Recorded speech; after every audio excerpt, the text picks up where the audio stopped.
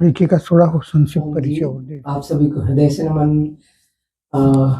आज हम आपको मिलाने वाले हैं हमारे रेकी के एक्सपर्ट बाबूजी, जो कि गुरुग्राम में सेवा करते हैं। ये हमारे ट्रीटमेंट सेंटर यानी पतंजलि वेलनेस में पधारे हुए हैं। तो इनके रेकी के विज्ञान को समझने का हम प्रयास करते हैं। तो आइए हम बाबूजी से बात करते हैं। इनके हम मुखारबिंद से खुद ही समझते हैं, जानते हैं रेकी के विज्ञान को। तो आइए चलते हैं बाबूजी की ओर। तो बाबूजी, इस रेकी का विज्ञान कैसे है, और सबसे पहले तो आपका अपना परिचय दीजिए। आपका शुभ परिचय क्या है? मेरा नाम पदमचंद जैन है और मेरी उम्र 80 साल में 88 में रन कर रहा हूँ। जी। मैं सरकार में मतलब राजस्थान सरकार में काम किया। जी। फिर राजस्थान सरकार के अलावा उनकी राजस्थान सरकार की एक और एजेंसी होती है अंडरटेकिंग, उसमें काम किया 5 साल। फिर यहाँ पे दिल्ली में नेहरू प्लेस में जो है भारत सरकार की सीमेंट कॉर्पोरेशन ऑफ इंडिया के नाम से संस्था है, और उसके भारत सरकार के 11 प्लांट है। उसमें मैं रीजनल मैनेजर के पद से वो VRS लिया, और उसके बाद मैं कंटिन्यूसली अध्यात्म में आया। तो मैं अध्यात्म में 1998 में आया। तो आप समझ लीजिए अभी मेरे को 27 साल हो गए, और इसमें प्रभु का साक्षात्कार भी हुआ, बहुत सारे अनुभव हुए। यानी आपका रेकी का सफर जो था वो 27 सालों का? हाँ, 27 साल हुआ। हाँ, इसमें बहुत सारे देश विदेश के लोग जुड़े हुए हैं। जी जी जी। और प्रभु ने मतलब मेरे को हर तरह से संपन्न किया। जी, रेकी का आपके मन में विचार कैसे आया बाबूजी कि आप रेकी एक चिकित्सा विज्ञान है, इसके माध्यम से हम लोगों को ट्रीट कर सकते हैं, लोगों के जीवन में खुशियां दे सकते हैं, ऐसा कैसे विचार आया? ऐसे विचार ऐसे आया कि मेरे भाई ने रेकी किया पहले। एक डॉक्टर, बहुत बड़े डॉक्टर थे, श्रीनिवासन, वहाँ चेन्नई के। जी जी। तो उन्होंने रेकी का अस्पताल खोल रखा था। बहुत मतलब वो थे गवर्नमेंट डिपार्टमेंट में, पर उन्होंने अपना एक प्राइवेट रेकी का अस्पताल खोल रखा। जी जी। क्योंकि लोगों को ऐसे बातों से यकीन नहीं आता था। जी तो दिखता तो कुछ है नहीं। बिल्कुल। तो वो तो खुद डॉक्टर थे, बड़े सारे डॉक्टर थे, तो पैसे की भी उनके पास कोई कमी नहीं थी। तो उन्होंने जैसे आपको मैं रेकी दे रहा हूँ, तो आपके शरीर पे मॉनिटर लगा देते थे।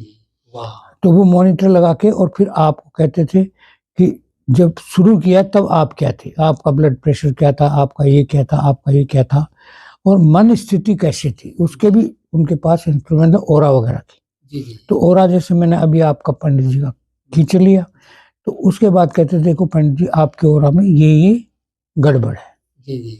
अब जब आपको जैसे अभी आप लेट जाओगे तो मैं रेकी देके समाप्त करूंगा, फिर एक उसके अंदर ओरा का फोटो खींचते, फिर उससे बताते देखो आपके कलर कैसे बदल। अब ये मतलब जैसे रेकी देने से आपके जो भी सूक्ष्म कर्म बैठे थे वो निकल गए, और ये अच्छे कर्म जो है ये ऊपर आ गए। तो आपका चेहरा आप खुद ही देखोगे, आपका फोटो खींच के बताते थे दोनों फोटो चेहरे का, कि ये पहले का ये फोटो है, अब का ये, अब देखो आप कितनी चमक आई है, ये एक्सप्लेन कर।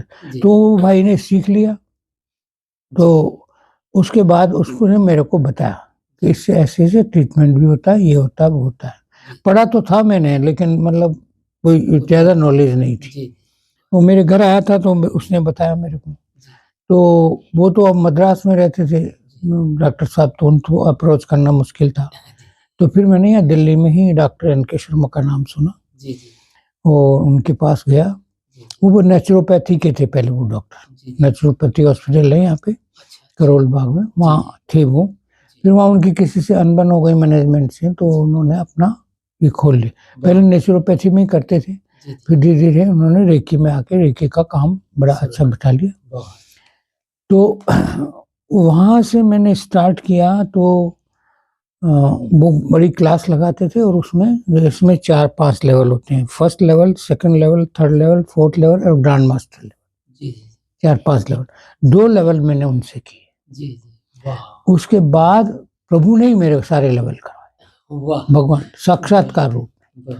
कभी मतलब हमारे वो जो मंदिर की बात बता रहा हूँ, शांतिनाथ भगवान का मंदिर, जी, तो शांतिनाथ भगवान ने साक्षात मेरे को वाह, ऐसे एक पद्मावती देवी है, उन्होंने साक्षात फिर उन्होंने मुझे ट्रेन किया और मेरे खतरे भी बहुत दिखाए जी, जी, जी, कि देखो इस रास्ते पे, अध्यात्म के रास्ते पे ऐसा नहीं कि सब कुछ स्मूथ है, खतरे भी बहुत है। जी, तो वो मैंने जो आपको बताया वो राक्षस और वो क्या कितनी पेन हुए ना जगह जगह पे, पर वो गाइड करते रहते थे और वो ठीक हो जाते थे। वो कहते थे ये तुम्हारे कर्म है, जी, जी, ये कर्म ही आदमी की दिशा और भाग्य तय करते हैं।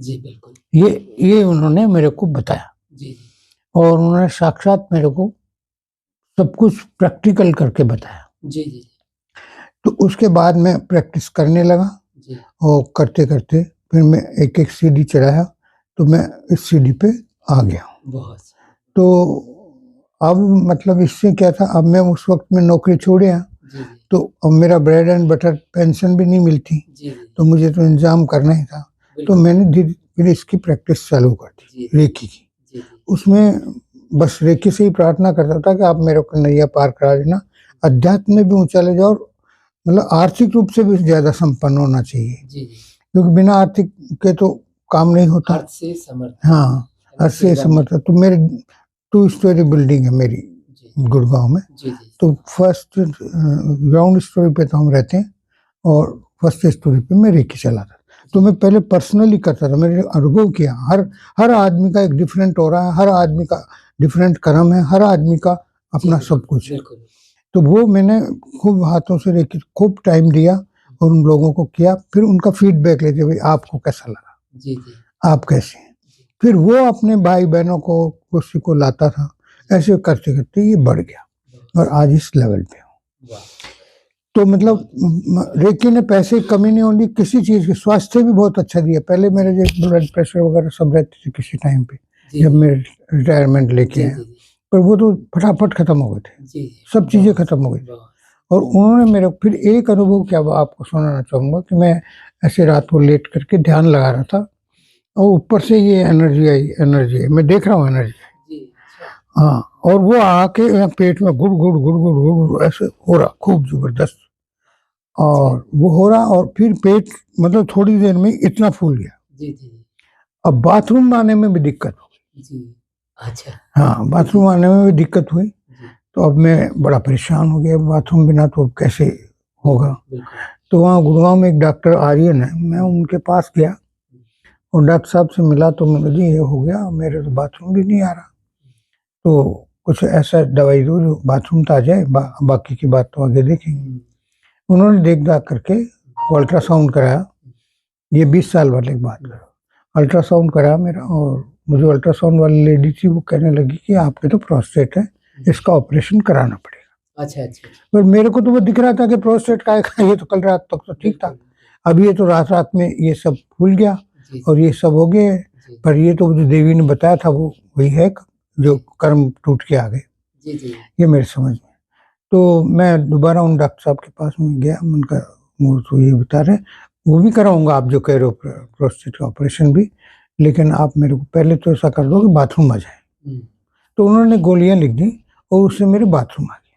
जी, जी, तो मैंने घर में ही एक मंदिर बना रखा है। अब मेरे को बहुत राहत मिल गई राहत मिल गई तो मैं भगवान से प्रार्थना किया कि भाई ये तो मेरा समझता नहीं, अब ये क्या हो गया। तो बोला आज रात को 10 बजे तू लेट जाना, लेट करके और यहाँ मंदिर में ही लेट जाना, बाकी काम हम कर देंगे। तो मैं लेट गया, भगवान का नाम हमारा नमोकार मंत्र बोलता रहा और खूब एनर्जी आई आकर के, मेरा पेट तो बिल्कुल साफ हो गया, मतलब एकदम जैसे कुछ था ही नहीं, और उससे पहले से बेटर हो गया, इतना बढ़िया हुआ। और उसके बाद ये प्रॉब्लम अभी इतने सालों में अभी ये जो हुआ है ये अभी हुआ है, अब ये भी क्या पता तो कब। आप 80 उम्र के हैं, इस उम्र तक आते आते लोगों की हालत खराब हो जाती हाँ है। हाँ, तो इस तरह से ईश्वरीय शक्ति है, ये रेकी का ये सब ईश्वरीय शक्ति है। मैं आपको और दूसरी बात बताऊं, मतलब जो अनुभव की बात है, मेरे 2 लड़की हैं। अब हमारे जेएनयू में क्या दहेज बहुत लगता है। जी, जी, अब हमने तो ईमानदारी से नौकरी की तो जो मिले वही पैसे थे, अब उसे घर भी चलाना था, ये भी करना था। अब लड़की की शादी में 15-20 लाख 15 लाख रुपए चाहिए। तो मैंने बहुत लड़के ढूंढे, बड़ी लड़की के लिए, पर कहीं क्या वो दहेज के मामले से बात पटी नहीं। तो एक दिन मेरे को भगवान पे ही गुस्सा आ गया। तो मैंने भगवान से गुस्सा करके कहा कि हे भगवान, अब देखिए मैंने ये मत कहना कि मैंने प्रयास नहीं किए, मैंने बहुत प्रयास किया लड़के ढूंढने के, लड़का मतलब कोई बात नहीं बन रही है। अब मैं कोई लड़का देखने जाऊंगा ही नहीं, आपने देखना जो करना आपने, मैं तो लड़का देखने जाऊंगा नहीं। तो आप देखिए ताजुब की बात, ये रेकी शक्ति का कमाल ये है कि अम्बाला में एक बहुत बड़े इंडस्ट्रियलिस्ट, मतलब मैं तो उसके सामने आप समझो कि अगर वो 100 रुपया है तो मैं 1 रुपया भी नहीं, इतने बड़े लोग हैं। मतलब उनसे अगर अपॉइंटमेंट लो तो 6 महीने बाद तो अपॉइंटमेंट है, इतने बड़े लोग हैं। तो क्या हुआ कि जब मेरा कहीं नहीं बैठा था तो मैंने हिंदुस्तान टाइम्स में मेरी लड़की का ऐड दे दिया। उन्होंने वो ऐड देखा, उन्होंने अपने लड़के की फोटो भेजी मेरे पास में, और उन्होंने मतलब उसकी क्वालिफिकेशन वगैरह सब भेज दिया। पर उन्होंने ये नहीं बताया कि भाई ये लड़का इतना बड़ा इंडस्ट्रियल, मतलब उनके उसके नाना थे, बाप तो वो काम करते थे, लेकिन नाना थे, उन्होंने उसको गोद ले लिया था, बहुत बड़ी फैक्ट्री के मालिक। अब आप देखिए ताजुब, अब भगवान को कैसे नहीं मानो आप, चक्कर ये है वो मनवाता है कि मैं हूँ, आप कितने भी नास्तिक को मानना पड़ेगा। बिल्कुल। तो फिर वो जो क्या हुआ कि उन्होंने बताया नहीं, वो मेरे को ये कह रहा है कि लड़का 10,000 रुपये कमाता है और लार्सन ट्यूबरों में कमाता है, यही बोला उन्होंने, वो उनका भेद नहीं खोला उन्होंने। जब मैं वहाँ लड़की तो बोला आ जाओ, होना नहीं होना तो ऊपर वाले की मर्जी है, आ जाओ लड़की दिखा दो, लड़का देख लो, आपको पसंद आए तो लड़की दिखा दे। हम लड़की को गाड़ी में ले गए और एक होटल में रुक गए, और लड़की को होटल में ही छोड़ दिया और हम उसको लड़के को देखने चले गए, उसका घर बार वगैरह। जब उन्होंने दिखाया, फैक्ट्री दिखाया, तो मैं तो बस चुप हो गया, सन हो गया कि यहाँ तो बात बढ़नी ही नहीं है। 10-20 गाड़ियाँ खड़ी थी, बहुत बड़ी फैक्ट्री थी, 300-400 आदमी काम करते थे। बाजार में कहीं पूछा उनका नाम तो बोला इनकी तो बात ही छोड़ दीजिए। तो अब मेरा कहाँ औकात, ये तो औकात थी नहीं। तो ये बात जो मेरा चेहरा देख करके, और उनके नाना जी बड़े उम्र के बड़े अनुभवी व्यक्ति थे, वो पहचान गए। तो बोला आप क्या सोच रहे हो? मैं कुछ नहीं सर, मैं तो बहुत छोटा आदमी हूँ। नहीं, बोला आप जो सोच रहे हो मैं समझ गया। आप सोच रहे हो कि भाई आपको हम ये मांगेंगे, ये दहेज लगेगा, पैसे लगेंगे। बोला मैं आपको अपने गारंटी देता हूँ कि आपको कुछ भी खर्चा नहीं करना पड़ेगा, एक पैसा भी नहीं। बोला मेरे पास भगवान की दया से खूब पैसा है और मैं मेरे लड़के की शादी बिना पैसे बिना दहेज ही करूँ। तो मैंने कहा सब हम तो बहुत ही मिडिल क्लास आदमी है, तो आप तो ग्रेट आदमी हो।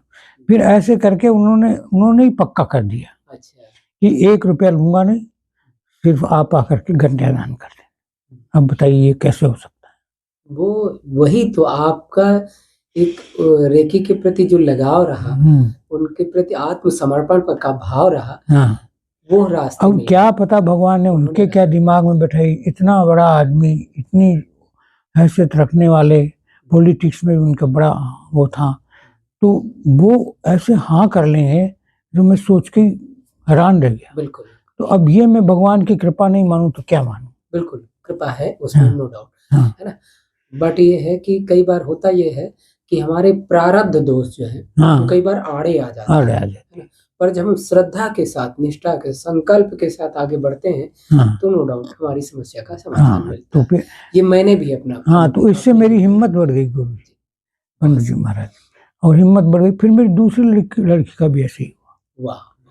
तो मैं तो मतलब ऊपर वाले का, अगर मान लो लड़की घर में बैठी रही तो क्या ध्यान लगेगा? बिल्कुल। ये भी तो बात है ना, सारी चीज। हाँ, तो घर में लड़की बैठी है, अब उसकी चिंता है कि कैसे संबंध हो पाए, तो ध्यान कैसे हो, कैसे ध्यान? भगवान ने वो व्यवस्था। और पैसा भी ऐसा नहीं था कि भाई बहुत पैसा था जिसके दम पे आप कुछ कर लो। पैसा भी ईमानदारी से नौकरी किया हमने 22 साल सरकार का, तो वो मिनिस्टर से मिल जाते तो क्या पता हम भी वो कमा लेते। बिल्कुल, वो तो जाहिर सी बात है, अगर वो वैसा आप करते, लेकिन इस क्षेत्र में आप नहीं पाए, हाँ ना ही ऐसा जान विचार, ना ही ऐसे हाँ संबंध मिल हाँ, नहीं हो सकते, यहाँ तक पहुँचते ही नहीं। बिल्कुल। तो और क्या पता क्या क्या भाग्य कहाँ ले जाए, लोग बाग कहीं जेल में बैठे हैं, कोई क्या हुआ, मुकदमे भी चल रहे हैं, सारे वो तो है। सारे ही हो रहे हैं। बिल्कुल। तो प्रभु ने, ये मेरे 2 अनुभव हैं। फिर और लोगों को बहुत अनुभव हुए, जैसे हमारे जो चीफ हैं वो वन विभाग में, जी, उनके कोई किरण चौधरी कोई मिनिस्टर थी, उनसे अनबन थी। फिर हमने रेकी दी उसको, किरण चौधरी को। तो अच्छा, थोड़े दिनों बाद में वो मुख्यमंत्री ने उसको उस पद से हटा दिया, तो उनकी प्रॉब्लम सोल्व हो गई। वाह! रेकी का ये कमाल। हाँ, रेकी का ये कमाल। ऐसे मेरे बहुत से लोग हैं जो मतलब बिल्कुल जमीन से बहुत ऊपर उठे हैं। जी, जो तो ये रेकी मतलब किसी भी प्रकार को रोग को ठीक करती है। रेकी किसी का बुरा नहीं करती। जैसे रेकी आप अप्लाई करो और फिर कहो भाई, जैसे भूत प्रेत के कारनामे होते हैं, कई कांड होते हैं, वो रेकी नहीं करती। रेकी शुद्ध परमात्मा की एनर्जी है, विशुद्ध एनर्जी है। बहुत। मतलब ये समझो कि खुद रेकी परमात्मा ही है। जी, जी। वो तो आप जब इसको करोगे तब आपको अनुभव होगा, तब सोचोगे कि जो कुछ है ब्रह्मांड की ये शक्ति, ये कमाल की है और ये सब कुछ समझती है, आपकी आवश्यकताओं को समझ। और आपको जैसे सोने को आप गर्म कर करके तपा करके और शुद्ध करते हो, ऐसे ही आपको तपाती है। वाह! वाह! इसका ये है, पर भला करती है। मैंने तो मेरे भाई बहनों को सुखी किया जी, रेकी दे करके, बहुत सारे लोगों को। तो मेरे को दे करके जब वो स्वस्थ हो जाता, मुझे खुशी होती बिल्कुल। कि यार एक आदमी का भला हुआ, किसी का भला हुआ।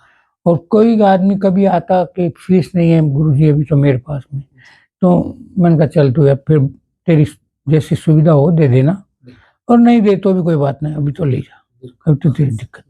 तो इस तरह से मतलब रेकी ने यहाँ तक पहुँचाया। पर मेरे को मतलब इतने साल तो बहुत अच्छा निकाला। जी, जी। लेकिन अब मेरे क्या, वो जैसे वो देवी कहती थी कर्मों का फेर आता है, जी। और तुम्हारे ही साथ नहीं है, बड़े बड़े ऋषि मुनियों के साथ। हाँ, सब ये बिल्कुल हाँ, सही। और बोला ऋषि मुनि भी तपस्या के समय उनको विघ्न आते हैं। जैसे वो ऋषि विशिष्ट थे, जी, तो मेनका ने आगे आके और उनको ना, उनका ध्यान भंग करना जी, चाहा। तो ऐसे अब भगवान राम तो राम ही थे, जी, जी, बिल्कुल। फिर भी उनको और 14 सीता जी को, वर्षों तक भाई ऐसा सीता जी को वन में जाने का क्या काम? सीता जी तो महारानी थी, जी, तो सीता जी को भी वन में जाना पड़ा। ये मेरे को वो देवी ने समझाया। जी, जी। तो वो मुझे तसल्ली देता है कि वो देवी ने ये समझाया था, तो बिना कष्ट के तो कुछ हासिल होता नहीं। बिल्कुल, अभी क्या मेरी, क्या पता मेरी परीक्षा ही ले रहे हो। बिल्कुल, उसमें कोई डाउट नहीं। ये तो ये है इसका नटशेल में। बहुत अब हम बड़ा अच्छा लगा आपका हाँ। अनुभव सुन करके। हाँ, और अब ये रेकी का जो विज्ञान है, हाँ, इसको समझने के लिए हमें कुछ टिप्स बताएँ, हाँ, कैसे वही क्या वही करना मैं दे रहा हूँ। पहले तो नीचे नीचे जैसे रीढ़ की हड्डी जहाँ खत्म होती है, जी, उसको मूलाधार चक्र, फिर उसके ऊपर ये मूलाधार में किस मंत्र को हम बोलते हैं? लम, लम बोलते हैं। इसको कितने मिनट तक बोलेंगे? 3 मिनट तक बोली। 3 मिनट तक। जी, फिर उसके ऊपर है जो वम, जी, वाह! उसको भी 3 मिनट बोली।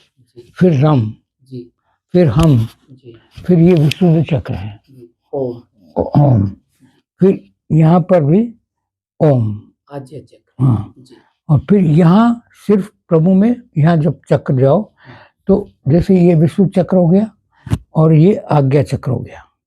आज्ञा चक्र के ऊपर सहस्त्रार चक्र है, जी, तो सहस्त्रार चक्र में जाओ तब सिर्फ निराकार प्रभु का ध्यान करो जी, जी, जी, कि जो वो प्रभु है, मतलब ये जो ब्रह्मांड चल कैसे रहा, इसका ध्यान करना होता है। ब्रह्मांड चल रहा है, कोई शक्ति चला रही, बिल्कुल, तो कोई भी पदार्थ बिना प्रभु के शक्ति के एग्जिस्ट ही नहीं कर सकता। बिल्कुल, कोई भी चीज नहीं है। जी, जी, तो चाहे ये पत्थर ही है, इसके अंदर भी एनर्जी है। बिल्कुल, तो इसके जैसे अब ये परमाणु बम बनाते हैं, वो किसका बनाते हैं? इनकी परमाणुओं की इसकी श्रृंखला को तोड़ करके वैज्ञानिक, जी, और परमाणु रोज अनंत ऊर्जा निकलती है। जब उसकी बनाई हुई चीज में से इतनी ऊर्जा निकल सकती है, तो उसकी कितनी ऊर्जा होगी ये सोच के, बिल्कुल, बिल्कुल, वो कितना ऊर्जावान होगा। और क्या? तो उसमें ध्यान लगाओ कि उस ऐसा भाव बनाना है ऐसा भाव कि जिसने इस सृष्टि की संरचना की, जिसमें कि परमाणु हाँ, से लेकर के विभिन्न प्रकार के है ना ज्ञान विज्ञान को दियो, अब वो कितना शक्तिशाली होगा, कितना शक्ति, ऐसा भाव बनाते हुए ऐसा हमें ध्यान लगाना, ऐसा भाव यहाँ बनाओ, सहस्त्रार चक्र। सहस्त्रार चक्र।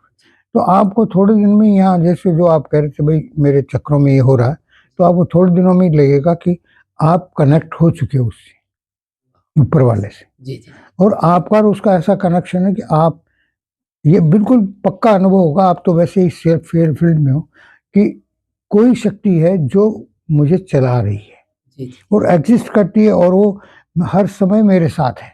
जी जी ये आपको अनुभव का हो जी जाएगा अपने आप। बिल्कुल। कभी दर्शन देंगे, जैसे आप राम भक्त मान लो, जी तो राम या गायत्री देवी के वो आप मंत्र बोल रहे थे, जी तो गायत्री माता के, तो वो आपको दर्शन दे देंगे, साक्षात में दर्शन देंगे, मेरे को दिए है। बहुत हाँ, तो मेरे को तो भगवान ने साक्षात दर्शन दिए, जैसे में पारसनाथ हमारे 23 से तीर्थंकर है, उन्होंने साक्षात दर्शन दिए, वाह, बहुत अच्छा। और देवी ने दिए, तो वो साक्षात दर्शन। और क्या पता वो जो दिखाते हैं चमत्कार, तो उसी से खिंचा हुआ आदमी चला जाता है, उस लोभ में भी चला जाता है। जी जी बिल्कुल। तो वो फिर रास्ता मिल जाता है ना उसको जाने।